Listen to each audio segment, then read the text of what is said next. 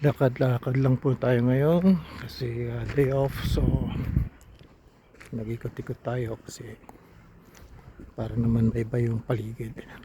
Ayan. So ito yun.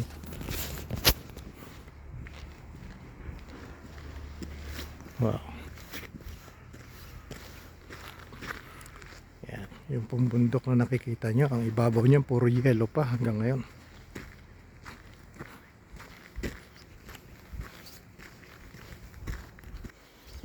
Ayan.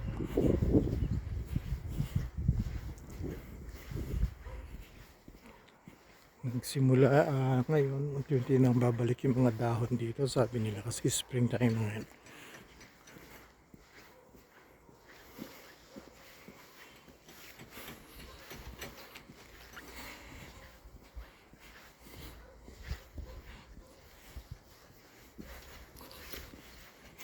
Ang lalaki ng panel ng solar. Uso po dito ang solar. Ayan.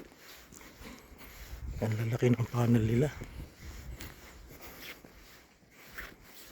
Ayan. Isa rin po sa isang hotel yan, paupahan. Ayan. Dito sa area na ito, napakalaming hotel. Kumbaga parang Baguio City ito dahil lahat ng mga turista dito pumupunta at nag-ski doon sa bundok. So yan po.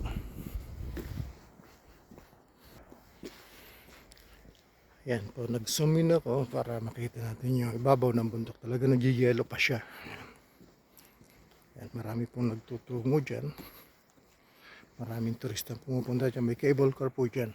Nasasakayan kung makarating doon sa ibabaw. Sabi nila napakaganda daw dyan. Makikita buong bayan ng Slarska. O Slarska.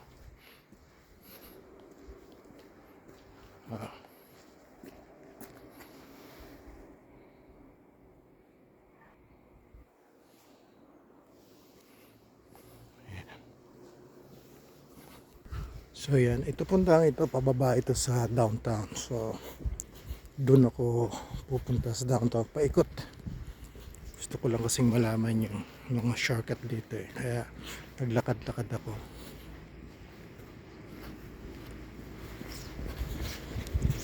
At ito po, release po ito ng tren. Ayan. Ano yan. So yan. So ito po yung release ng tren papunta dun sa actually papunta ito ng ito papunta sa Warsaw. Yan, yung area na yan.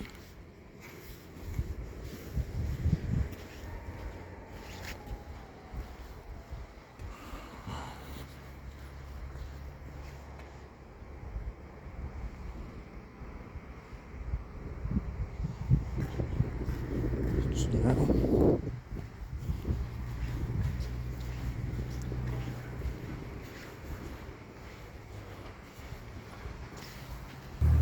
ayan po.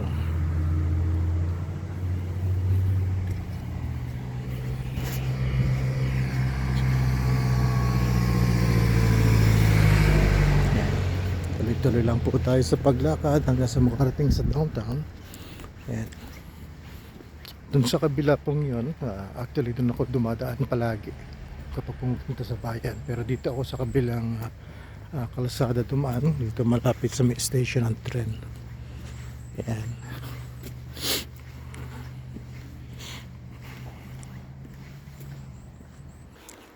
So intersection. So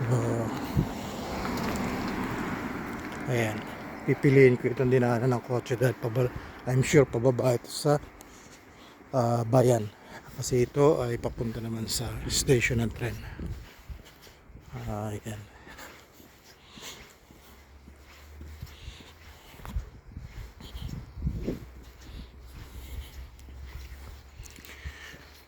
Isa napansin ko dito sa Poland, napakababa ng crime rate dito at saka una napakatahimik.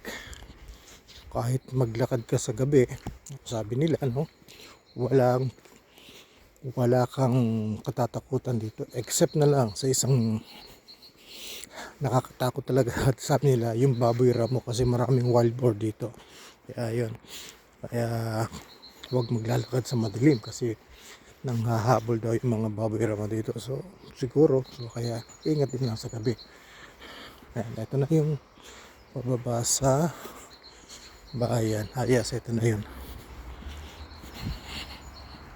So ayan po, mapapansin natin ito yung mga building na bago na yan. Yan po ay mga hotel dito. Dahil po napakadaming turista nagpupunta dito. Ayan, kung makikita at mapapansin nyo. Ayan po. So, maganda di po ba? Maganda, ayan. Kita-kita dito yung bundok na pinupuntahan at tinakit ng mga turista.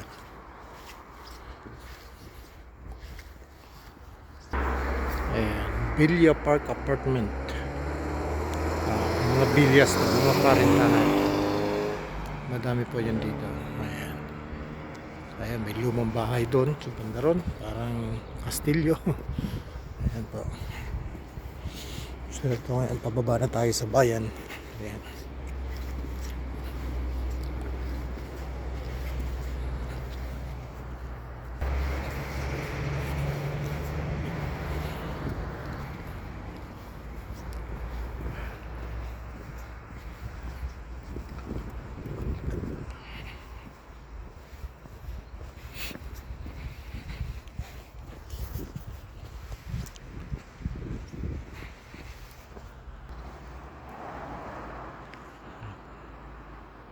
So, ito na po yung downtown. Ito yung building na nakikita po nyo, police station yan. Ayan. Puro police dyan. So, ito. Nagsimula na sumibol yung mga halaman, mga bulaklak. Wow.